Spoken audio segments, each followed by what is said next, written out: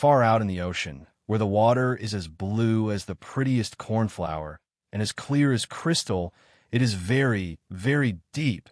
So deep, indeed, that no cable could fathom it. Many church steeples, piled one upon another, would not reach from the ground beneath to the surface of the water above. There dwell the Sea King and his subjects. We must not imagine that there is nothing at the bottom of the sea but bare yellow sand. No, indeed, the most singular flowers and plants grow there, the leaves and stems of which are so pliant that the slightest agitation of the water causes them to stir as if they had life. Fishes, both large and small, glide between the branches, as birds fly among the trees here upon land. In the deepest spot of all stands the castle of the Sea King. Its walls are built of coral, and the long, Gothic windows are of the clearest amber. The roof is formed of shells that open and close as the water flows over them. Their appearance is very beautiful, for in each lies a glittering pearl, which would be fit for the diadem of a queen. The Sea King had been a widower for many years, and his aged mother kept house for him. She was a very wise woman, and exceedingly proud of her high birth. On that account, she wore 12 oysters on her tail, while others, also of high rank, were only allowed to wear 6. She was, however, deserving of very great praise, especially for her care of the little sea princesses, her granddaughters.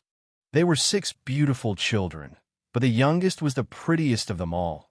Her skin was as clear and delicate as a rose leaf, and her eyes as blue as the deepest sea. But like all the others, she had no feet, and her body ended in a fish's tail. All day long they played in the great halls of the castle, or among the living flowers that grew out of the walls. The large amber windows were open, and the fish swam in, just as the swallows fly into our houses when we open the windows, excepting that the fishes swam up to the princesses, ate out of their hands, and allowed themselves to be stroked. Outside the castle there was a beautiful garden, in which grew bright red and dark blue flowers, and blossoms like flames of fire. The fruit glittered like gold, and the leaves and stems waved to and fro continually. The earth itself was the finest sand, but blue as the flame of burning sulfur. Over everything lay a peculiar blue radiance, as if it were surrounded by the air from above, through which the blue sky shone, instead of the dark depths of the sea. In calm weather the sun could be seen, looking like a purple flower, with the light streaming from the calyx. Each of the young princesses had a little plot of ground in the garden, where she might dig and plant as she pleased. One arranged her flower bed into the form of a whale. Another thought it better to make hers like the figure of a little mermaid, but that of the youngest was round like the sun, and contained flowers as red as his rays at sunset. She was a strange child, quiet and thoughtful, and while her sisters would be delighted with the wonderful things which they obtained from the wrecks of vessels, she cared for nothing but her pretty red flowers. Like the sun, excepting a beautiful marble statue. It was a representation of a handsome boy carved out of pure white stone, which had fallen to the bottom of the sea from a wreck. She planted by the statue a rose-colored weeping willow. It grew splendidly, and very soon hung its fresh branches over the statue, almost down to the blue sands. The shadow had a violet tint, and waved to and fro like the branches. It seemed as if the crown of the tree and the root were at play, and trying to kiss each other. Nothing gave her so much pleasure as to hear about the world above the sea. She made her old grandmother tell her all she knew of the ships and of the towns, the people and the animals. To her it seemed most wonderful and beautiful to hear that the flowers of the land should have fragrance, and not those below the sea, that the trees of the forest should be green, and that the fishes among the trees could sing so sweetly, that it was quite a pleasure to hear them. Her grandmother called the little birds fishes, or she would not have understood her, for she had never seen birds. "When you have reached your 15th year," said the grandmother, "you will have permission to rise up out of the sea, to sit on the rocks in the moonlight, while the great ships are sailing by, and then you will see both forests and towns. In the following year, One of the sisters would be 15. But as each was a year younger than the other, the youngest would have to wait 5 years before her turn came to rise up from the bottom of the ocean and see the earth as we do. However, each promised to tell the others what she saw on her first visit, and what she thought the most beautiful, for their grandmother could not tell them enough. There were so many things on which they wanted information. None of them longed so much for her turn to come as the youngest, she who had the longest time to wait, and who was so quiet and thoughtful. Many nights she stood by the open window, looking up through the dark blue water and watching the fish as they splashed about with their fins and tails. She could see the moon and stars shining faintly, but through the water they looked larger than they do to our eyes. When something like a black cloud passed between her and them, she knew that it was either a whale swimming over her head or a ship full of human beings. Who never imagined that a pretty little mermaid was standing beneath them, holding out her white hands towards the keel of their ship? As soon as the eldest was 15, she was allowed to rise to the surface of the ocean. When she came back, she had hundreds of things to talk about, but the most beautiful, she said, was to lie in the moonlight on a sandbank in the quiet sea near the coast and to gaze on a large town nearby, where the lights were twinkling like hundreds of stars. To listen to the sounds of the music, the noise of carriages, and the voices of human beings, and then to hear the merry bells peal out from the church steeples. And because she could not go near to all those wonderful things, she longed for them more than ever. Oh, did not the youngest sister listen eagerly to all these descriptions? And afterwards, when she stood at the open window looking up through the dark blue water, she thought of the great city with all its bustle and noise, and even fancied she could hear the sound of the church bells down in the depths of the sea. In another year, the second sister received permission to rise to the surface of the water and to swim about where she pleased. She rose just as the sun was setting, and this, she said, was the most beautiful sight of all. The whole sky looked like gold, while violet and rose-colored clouds, which she could not describe, floated over her, and, still more rapidly than the clouds, flew a large flock of wild swans towards the setting sun, looking like a long white veil across the sea. She also swam towards the sun, but it sunk into the waves, and the rosy tints faded from the clouds and from the sea. The third sister's turn followed. She was the boldest of them all, and she swam up a broad river that emptied itself into the sea. On the banks, she saw green hills covered with beautiful vines. Palaces and castles peeped out from amid the proud trees of the forest.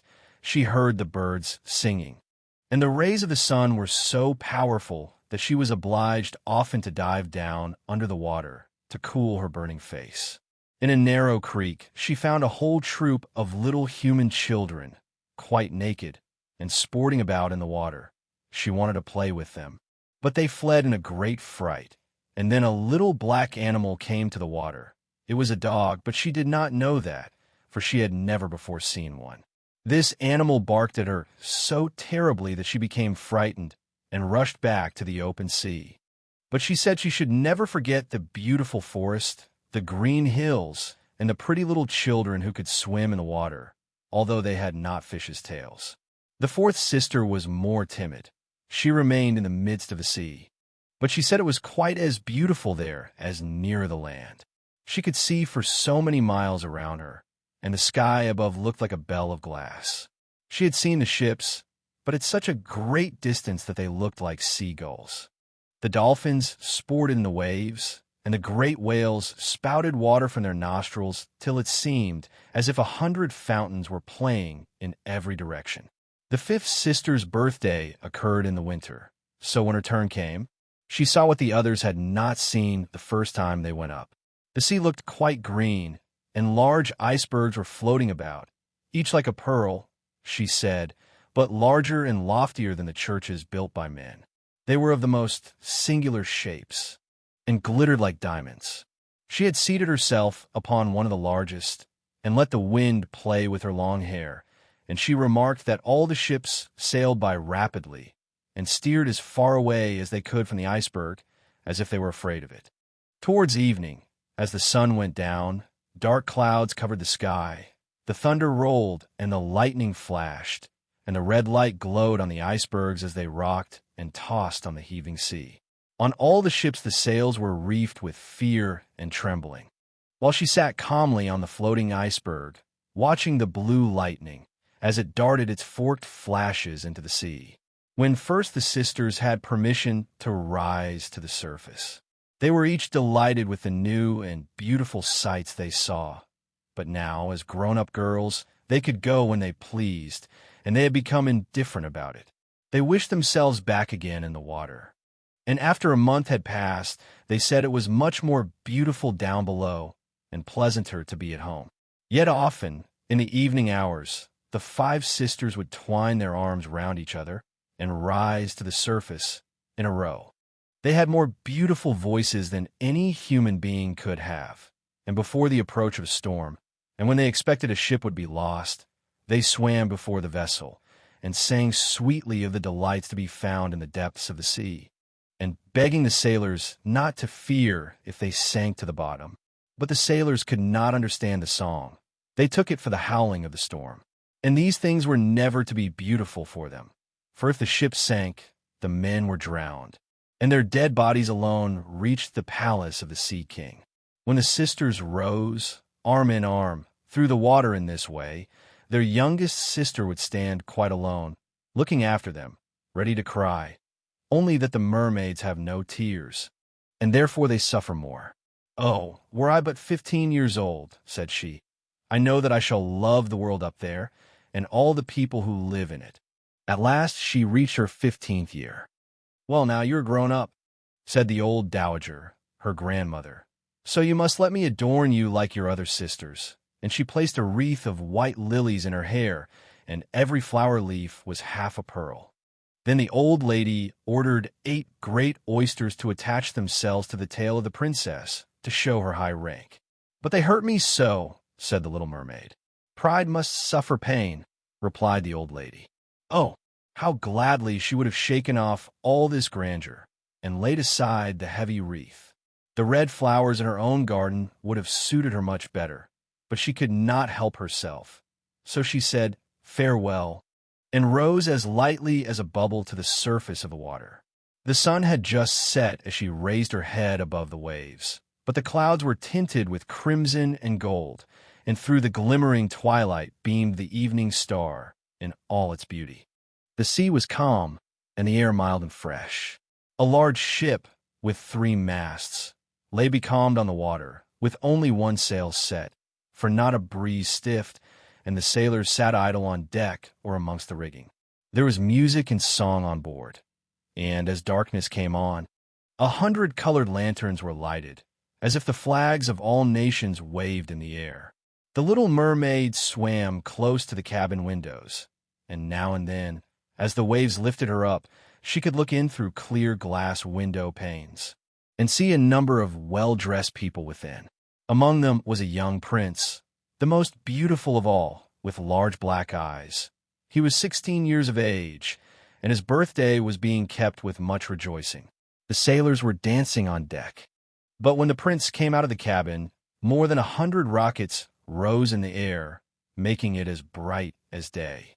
The little mermaid was so startled that she dived underwater, and when she again stretched out her head, it appeared as if all the stars of heaven were falling around her. She had never seen such fireworks before. Great suns spurted fire about, splendid fireflies flew into the blue air, and everything was reflected in the clear, calm sea beneath. The ship itself was so brightly illuminated that all the people, and even the smallest rope, could be distinctly and plainly seen. And how handsome the young prince looked, as he pressed the hands of all present and smiled at them, while the music resounded through the clear night air. It was very late, yet the little mermaid could not take her eyes from the ship or from the beautiful prince. The colored lanterns had been extinguished, no more rockets rose in the air, and the cannon had ceased firing. But the sea became restless, and a moaning, grumbling sound could be heard beneath the waves. Still the little mermaid remained by the cabin window, rocking up and down on the water, which enabled her to look in.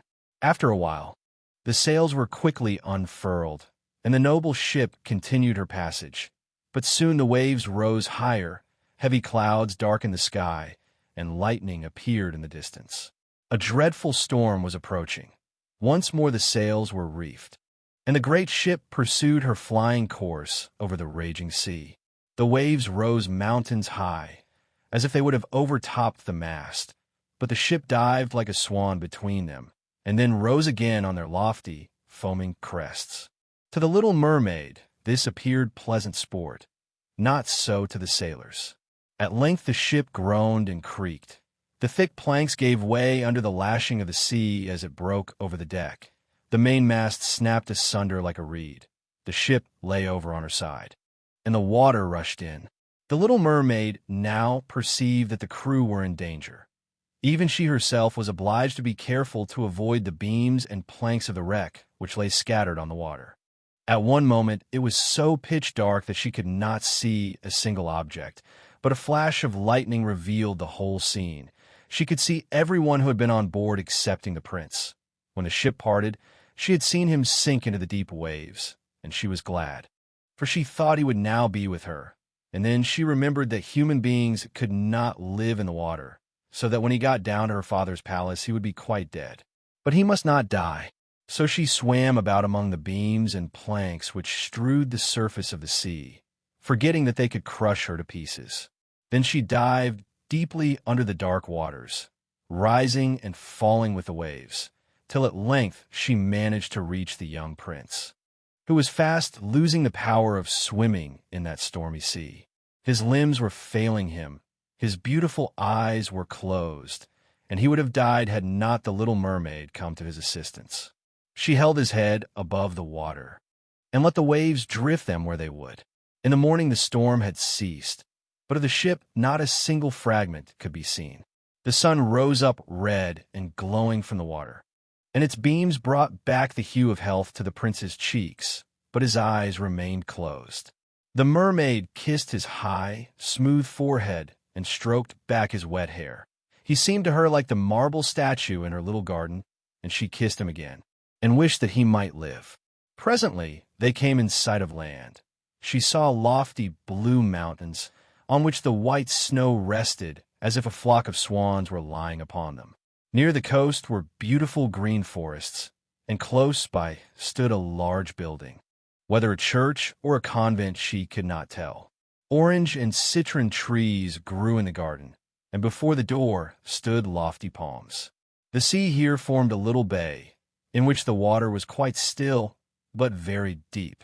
So she swam with the handsome prince to the beach, which was covered with fine, white sand, and there she laid him in the warm sunshine, taking care to raise his head higher than his body. Then bells sounded in the large white building, and a number of young girls came into the garden.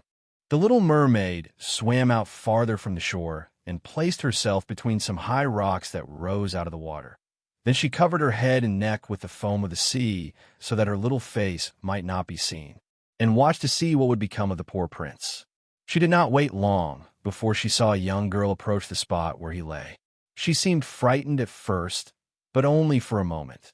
Then she fetched a number of people, and the mermaid saw that the prince came to life again and smiled upon those who stood round him. But to her he sent no smile. He knew not that she had saved him. This made her very unhappy, and when he was led away into the great building, she dived down sorrowfully into the water and returned to her father's castle. She had always been silent and thoughtful, and now she was more so than ever. Her sisters asked her what she had seen during her first visit to the surface of the water, but she would tell them nothing. Many an evening and morning did she rise to the place where she had left the prince. She saw the fruits in the garden ripen till they were gathered. The snow on the tops of the mountains melt away, but she never saw the prince, and therefore she returned home, always more sorrowful than before. It was her only comfort to sit in her own little garden and fling her arm round the beautiful marble statue which was like the prince. But she gave up tending her flowers, and they grew in wild confusion over the paths, twining their long leaves and stems round the branches of the trees, so that the whole place became dark and gloomy. At length she could bear it no longer, and told one of her sisters all about it. Then the others heard the secret, and very soon it became known to two mermaids whose intimate friend happened to know who the prince was. She had also seen the festival on board ship, and she told them where the prince came from and where his palace stood. "Come, little sister," said the other princesses. Then they entwined their arms and rose up in a long row to the surface of the water, close by the spot where they knew the prince's palace stood. It was built of bright, yellow, shining stone, with long flights of marble steps, one of which reached quite down to the sea. Splendid, gilded cupolas rose over the roof, and between the pillars that surrounded the whole building stood lifelike statues of marble. Through the clear crystal of the lofty windows could be seen noble rooms, with costly silk curtains and hangings of tapestry, while the walls were covered with beautiful paintings which were a pleasure to look at. In the center of the largest saloon, a fountain threw its sparkling jets high up into the glass cupola of the ceiling, through which the sun shone down upon the water and upon the beautiful plants growing round the basin of the fountain.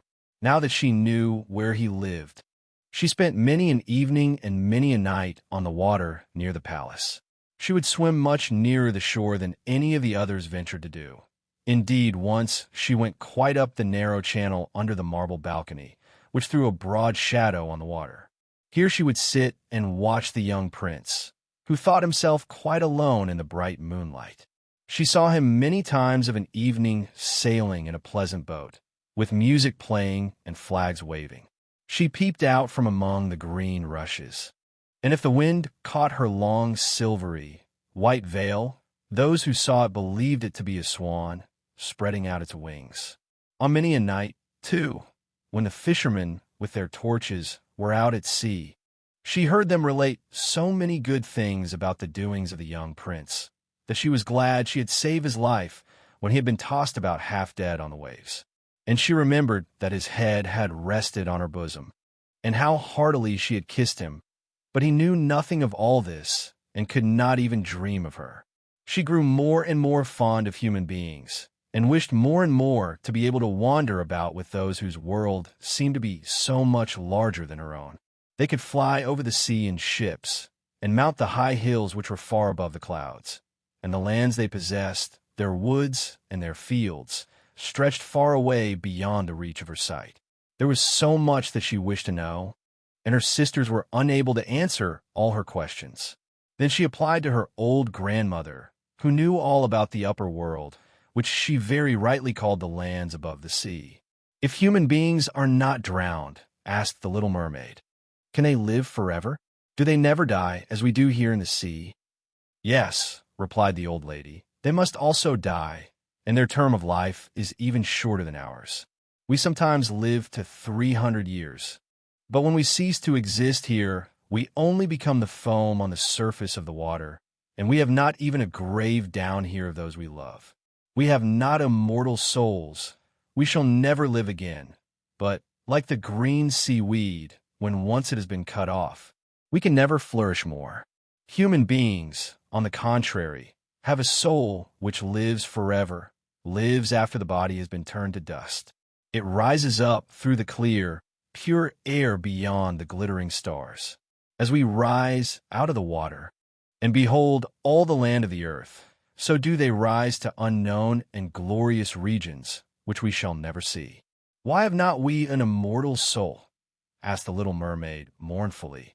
"I would give gladly all the hundreds of years that I have to live, to be a human being only for one day, and to have the hope of knowing the happiness of that glorious world above the stars." "You must not think of that," said the old woman. "We feel ourselves to be much happier and much better off than human beings." "So I shall die," said the little mermaid, "and as the foam of the sea, I shall be driven about never again to hear the music of the waves, or to see the pretty flowers nor the red sun. Is there anything I can do to win an immortal soul?" "No," said the old woman, "unless a man were to love you so much that you were more to him than his father or mother, and if all his thoughts and all his love were fixed upon you, and the priest placed his right hand in yours, and he promised to be true to you here and hereafter, Then his soul would glide into your body, and you would obtain a share in the future happiness of mankind. He would give his soul to you and retain his own as well. But this can never happen. Your fish's tail, which amongst us is considered so beautiful, is thought on earth to be quite ugly. They do not know any better, and they think it necessary to have two stout props, which they call legs, in order to be handsome. Then the little mermaid sighed and looked sorrowfully at her fish's tail. "Let us be happy," said the old lady, "and dart and spring about during the 300 years that we have to live, which is really quite long enough.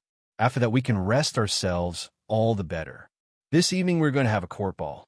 It is one of those splendid sights which we can never see on earth." The walls and the ceiling of the large ballroom were of thick but transparent crystal. May hundreds of colossal shells, some of a deep red, others of a grass green, stood on each side in rows, with blue fire in them, which lighted up the whole saloon and shone through the walls, so that the sea was also illuminated. Innumerable fishes, great and small, swam past the crystal walls. On some of them the scales glowed with a purple brilliancy, and on others they shone like silver and gold. Through the halls flowed a broad stream, and in it danced the mermen and the mermaids to the music of their own sweet singing. No one on earth has such a lovely voice as theirs. The little mermaid sang more sweetly than them all. The whole court applauded her with hands and tails, and for a moment her heart felt quite gay, for she knew she had the loveliest voice of any on earth or in the sea. But she soon thought again of the world above her, for she could not forget the charming prince, nor her sorrow that she had not an immortal soul like his. Therefore she crept away silently out of her father's palace, and while everything within was gladness and song, she sat in her own little garden, sorrowful and alone. Then she heard the bugle sounding through the water, and thought, "He is certainly sailing above, he on whom my wishes depend, and in whose hands I should like to place the happiness of my life. I will venture all for him, and to win an immortal soul, while my sisters are dancing in my father's palace.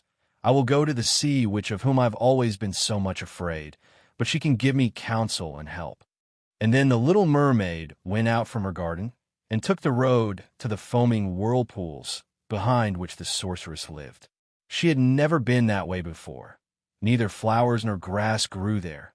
Nothing but bare gray, sandy ground stretched out to the whirlpool, where the water, like foaming mill wheels, whirled round everything that it seized, and cast it into the fathomless deep. Through the midst of these crushing whirlpools the little mermaid was obliged to pass, to reach the dominions of the sea which, and also for a long distance the only road lay right across a quantity of warm, bubbling mire, called by the witch her turf moor. Beyond this stood her house, in the center of a strange forest, in which all the trees and flowers were polypi, half animals and half plants. They looked like serpents with 100 heads growing out of the ground. The branches were long, slimy arms, with fingers like flexible worms, moving limb after limb from the root to the top. All that could be reached in the sea they seized upon and held fast, so that it never escaped from their clutches. The little mermaid was so alarmed at what she saw that she stood still, and her heart beat with fear, and she was very nearly turning back. But she thought of the prince, and of the human soul for which she longed, and her courage returned. She fastened her long, flowing hair round her head, so that the polypi might not seize hold of it. She laid her hands together across her bosom, and then she darted forward as a fish shoots through the water, between the supple arms and fingers of the ugly polypi, which were stretched out on each side of her. She saw that each held in its grasp something it had seized with its numerous little arms, as if they were iron bands. The white skeletons of human beings who had perished at sea and had sunk down into the deep waters, skeletons of land animals, oars, rudders, and chests of ships were lying tightly grasped by their clinging arms. Even a little mermaid, whom they had caught and strangled. And this seemed the most shocking of all to the little princess. She now came to a space of marshy ground in the wood, where large, fat water snakes were rolling in the mire, and showing their ugly, drab-colored bodies. In the midst of this spot stood a house, built with the bones of shipwrecked human beings. There sat the sea witch, allowing a toad to eat from her mouth, just as people sometimes feed a canary with a piece of sugar. She called the ugly water snakes her little chickens, and allowed them to crawl all over her bosom. "I know what you want," said the sea witch. "It is very stupid of you, but you shall have your way, and it will bring you to sorrow, my pretty princess. You want to get rid of your fish's tail, and to have two supports instead of it, like human beings on earth, so that the young prince may fall in love with you, and that you may have an immortal soul." And then the witch laughed so loud and disgustingly that the toad and the snakes fell to the ground and lay there wriggling about. "You are but just in time," said the witch, "for after sunrise tomorrow I should not be able to help you till the end of another year. I will prepare a draft for you, with which you must swim to land tomorrow before sunrise, and sit down on the shore and drink it. Your tail will then disappear and shrink up into what mankind calls legs, and you will feel great pain, as if a sword were passing through you. But all who see you will say that you are the prettiest little human being they ever saw. You will still have the same floating gracefulness of movement, and no dancer will ever tread so lightly.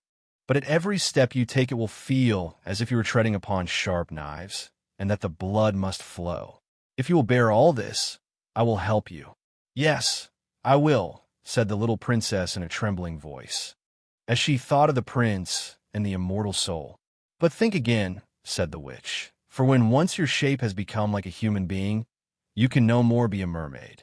You will never return through the water to your sisters, or to your father's palace again. And if you do not win the love of the prince, so that he is willing to forget his father and mother for your sake, and to love you with his whole soul, and allow the priest to join your hands that you may be man and wife, then you will never have an immortal soul. The first morning after he marries, another your heart will break, and you will become foam on the crest of the waves." "I will do it," said the little mermaid, as she became pale as death. "But I must be paid also," said the witch, "and it is not a trifle that I ask. You have the sweetest voice of any who dwell here in the depths of the sea, and you believe that you will be able to charm the prince with it also. But this voice you must give to me. The best thing you possess will I have for the price of my draft. My own blood must be mixed with it, that it may be as sharp as a two-edged sword." "But if you take away my voice," said the little mermaid, "what is left for me? Your beautiful form, your graceful walk, and your expressive eyes. Surely with these you can enchain a man's heart. Well, have you lost your courage? Put out your little tongue that I may cut it off as my payment. Then you shall have the powerful draft." "It shall be," said the little mermaid. Then the witch placed her cauldron on the fire to prepare the magic draft. "Cleanliness is a good thing," said she, scouring the vessel with snakes, which she had tied together in a large knot. Then she pricked herself in the breast and let the black blood drop into it. The steam that rose formed itself into such horrible shapes that no one could look at them without fear. Every moment the witch threw something else into the vessel, and when it began to boil, the sound was like the weeping of a crocodile. When at last the magic draft was ready, it looked like the clearest water. "There it is for you," said the witch. Then she cut off the mermaid's tongue, so that she became dumb, and would never again speak or sing. "If the polypi should seize hold of you as you return through the wood," said the witch, "throw over them a few drops of the potion, and their fingers will be torn into 1,000 pieces." But the little mermaid had no occasion to do this, for the polypi sprang back in terror when they caught sight of the glittering draft, which shone in her hand like a twinkling star. So she passed quickly through the wood and the marsh, and between the rushing whirlpools. She saw that in her father's palace the torches in the ballroom were extinguished, and all within asleep. But she did not venture to go into them, for now she was dumb and going to leave them forever. She felt as if her heart would break. She stole into the garden, took a flower from the flower beds of each of her sisters, kissed her hand 1,000 times towards the palace, and then rose up through the dark blue waters. The sun had not risen when she came in sight of the prince's palace, and approached the beautiful marble steps, but the moon shone clear and bright. Then the little mermaid drank the magic draught, and it seemed as if a two-edged sword went through her delicate body. She fell into a swoon and lay like one dead. When the sun arose and shone over the sea, she recovered and felt a sharp pain, but just before her stood the handsome young prince. He fixed his coal-black eyes upon her so earnestly that she cast down her own, and then became aware that her fish's tail was gone, and that she had as pretty a pair of white legs and tiny feet as any little maiden could have. But she had no clothes, so she wrapped herself in her long, thick hair. The prince asked her who she was, and where she came from, and she looked at him mildly and sorrowfully with her deep blue eyes, but she could not speak. Every step she took was as the witch had said it would be. She felt as if treading upon the points of needles or sharp knives, but she bore it willingly, and stepped as lightly by the prince's side as a soap bubble, so that he and all who saw her wondered at her graceful swaying movements. She was very soon arrayed in costly robes of silk and muslin, and was the most beautiful creature in the palace. But she was dumb, and could neither speak nor sing. Beautiful female slaves, dressed in silk and gold, stepped forward and sang before the prince and his royal parents. One sang better than all the others, and the prince clapped his hands and smiled at her. This was great sorrow to the little mermaid. She knew how much more sweetly she herself could sing once, and she thought, "Oh, if he could only know that! I have given away my voice forever to be with him." The slaves next performed some pretty fairy-like dances to the sound of beautiful music. Then the little mermaid raised her lovely white arms, stood on the tips of her toes, and glided over the floor, and danced as no one yet had been able to dance. At each moment her beauty became more revealed, and her expressive eyes appealed more directly to the heart than the songs of the slaves. Every one was enchanted, especially the prince, who called her his little foundling, and she danced again quite readily, to please him, though each time her foot touched the floor, it seemed as if she trod on sharp knives. The prince said she should remain with him always, and she received permission to sleep at his door on a velvet cushion.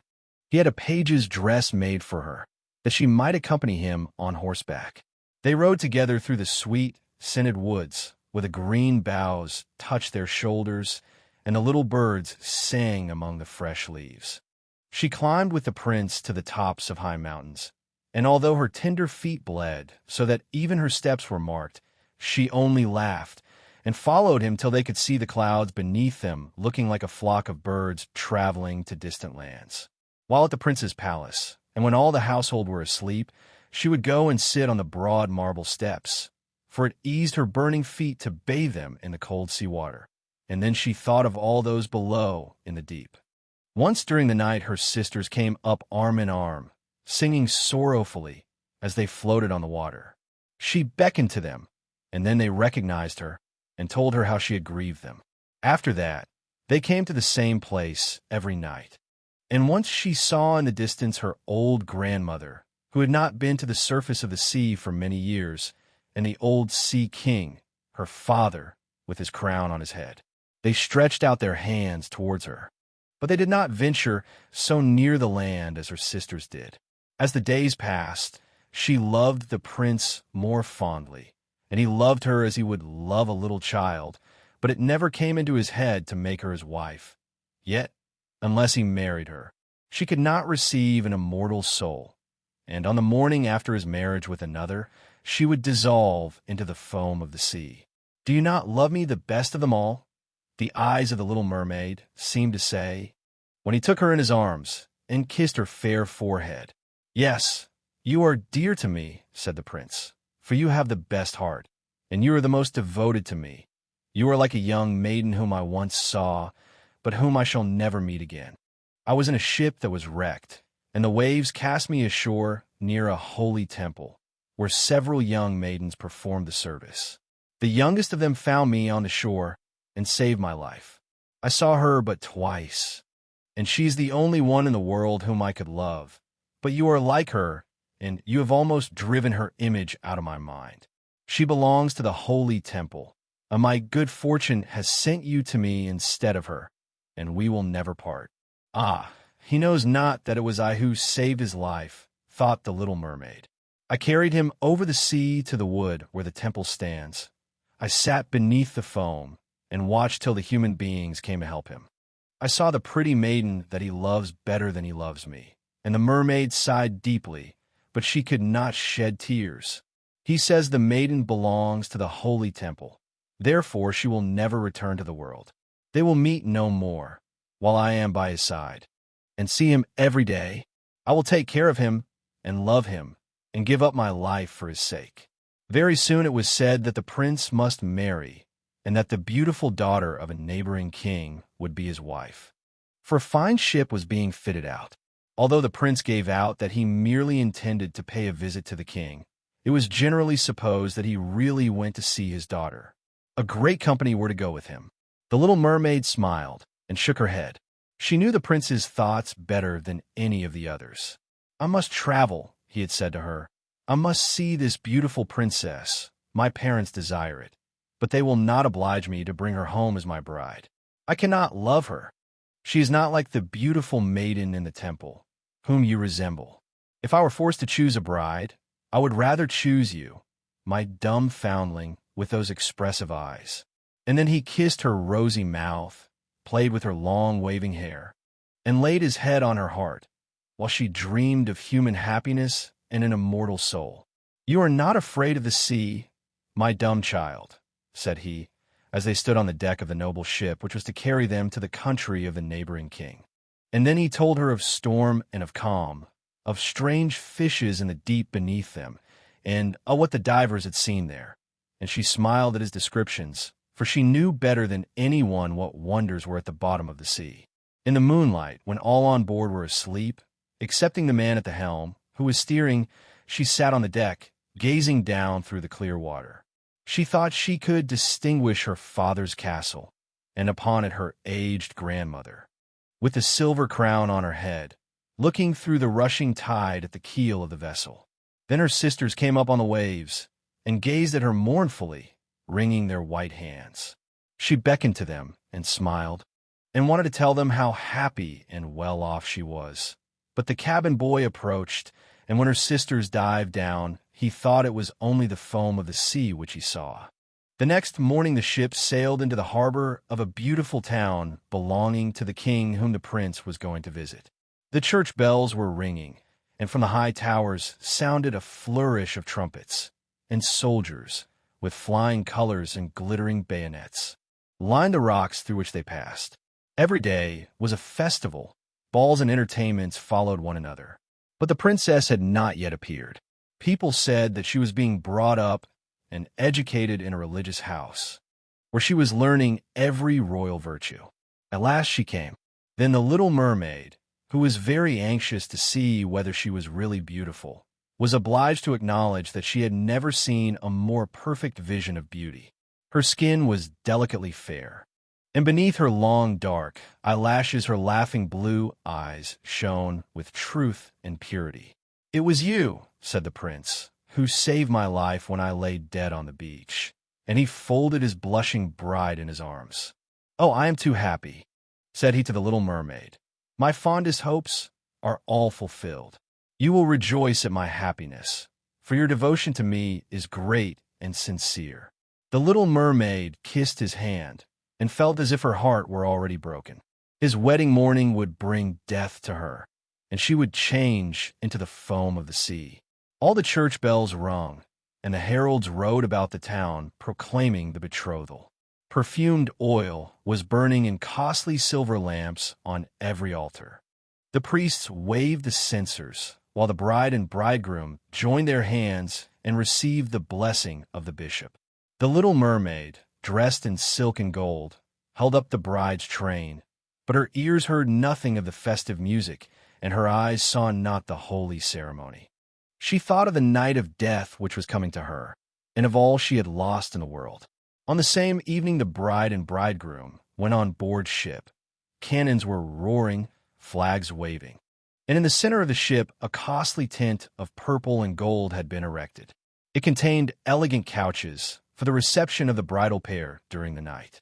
The ship, with swelling sails and a favorable wind, glided away smoothly and lightly over the calm sea. When it grew dark, a number of colored lamps were lit, and the sailors danced merrily on the deck. The little mermaid could not help thinking of her first rising out of the sea, when she had seen similar festivities and joys, and she joined in the dance, poised herself in the air as a swallow when he pursues his prey, and all present cheered her with wonder. She had never danced so elegantly before. Her tender feet felt as if cut with sharp knives, but she cared not for it. A sharper pang had pierced through her heart. She knew this was the last evening she should ever see the prince, for whom she had forsaken her kindred and her home. She had given up her beautiful voice and suffered unheard of pain daily for him, while he knew nothing of it. This was the last evening that she would breathe the same air with him, or gaze on the starry sky and the deep sea. An eternal night, without a thought or a dream, awaited her. She had no soul, and now she could never win one. All was joy and gaiety on board ship till long after midnight. She laughed and danced with the rest, while the thoughts of death were in her heart. The prince kissed his beautiful bride, while she played with his raven hair, till they went arm in arm to rest in the splendid tent. Then all became still on board the ship. The helmsman, alone awake, stood at the helm.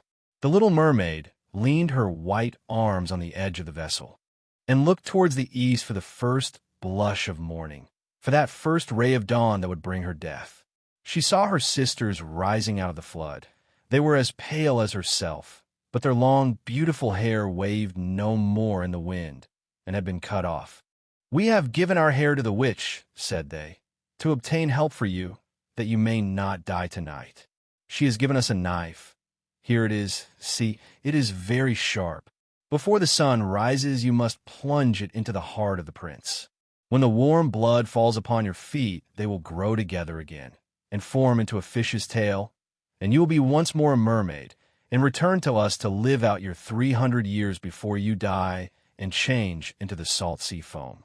Haste, then, or you must die before sunrise. Our old grandmother moans so for you, that her white hair is falling off from sorrow, as ours fell under the witch's scissors. Kill the prince and come back. Hasten. Do you not see the first red streaks in the sky? In a few minutes the sun will rise, and you must die." And then they sighed deeply and mournfully, and sank down beneath the waves. The little mermaid drew back the crimson curtain of the tent, and beheld the fair bride with her head resting on the prince's breast. She bent down and kissed his fair brow, then looked at the sky on which the rosy dawn grew brighter and brighter. Then she glanced at the sharp knife, and again fixed her eyes on the prince, who whispered the name of his bride in his dreams. She was in his thoughts, and the knife trembled in the hand of the little mermaid. Then she flung it far away from her into the waves. The water turned red where it fell, and the drops that spurted up looked like blood. She cast one more lingering, fainting glance at the prince, and then threw herself from the ship into the sea, and thought her body was dissolving into foam. The sun rose above the waves, and his warm rays fell on the cold foam of the little mermaid, who did not feel as if she were dying. She saw the bright sun, and all around her floated hundreds of transparent, beautiful beings. She could see through them the white sails of the ship and the red clouds in the sky. Their speech was melodious, but too ethereal to be heard by mortal ears, as they were also unseen by mortal eyes. The little mermaid perceived that she had a body like theirs, and that she continued to rise higher and higher out of the foam. "Where am I?" asked she, and her voice sounded ethereal, as the voice of those who were with her. No earthly music could imitate it. "Among the daughters of the air," answered one of them. "A mermaid has not an immortal soul, nor can she obtain one unless she wins the love of a human being. On the power of another hangs her eternal destiny. But the daughters of the air, although they do not possess an immortal soul, can, by their good deeds, procure one for themselves. We fly to warm countries, and cool the sultry air that destroys mankind with the pestilence. We carry the perfume of the flowers to spread health and restoration. After we have striven for 300 years to all the good in our power, we receive an immortal soul and take part in the happiness of mankind. You, poor little mermaid, have tried with your whole heart to do as we are doing. You have suffered and endured and raised yourself to the spirit world by your good deeds. And now, by striving for 300 years in the same way, you may obtain an immortal soul. The little mermaid lifted her glorified eyes towards the sun and felt them, for the first time, filling with tears. On the ship in which she had left the prince, there were life and noise. She saw him and his beautiful bride searching for her. Sorrowfully they gazed at the pearly foam, as if they knew she had thrown herself into the waves. Unseen, she kissed the forehead of her bride and fanned the prince, and then mounted with the other children of the air to a rosy cloud that floated through the ether. After 300 years, thus shall we float into the kingdom of heaven, said she. And we may even get there sooner, whispered one of her companions. Unseen, we can enter the houses of men, where there are children, and for every day on which we find a good child, who is the joy of his parents and deserves their love. Our time of probation is shortened. The child does not know, when we fly through the room, that we smile with joy at his good conduct, for we can count 1 year less of our 300 years. But when we see a naughty or a wicked child, we shed tears of sorrow, and for every tear a day is added to our time of trial.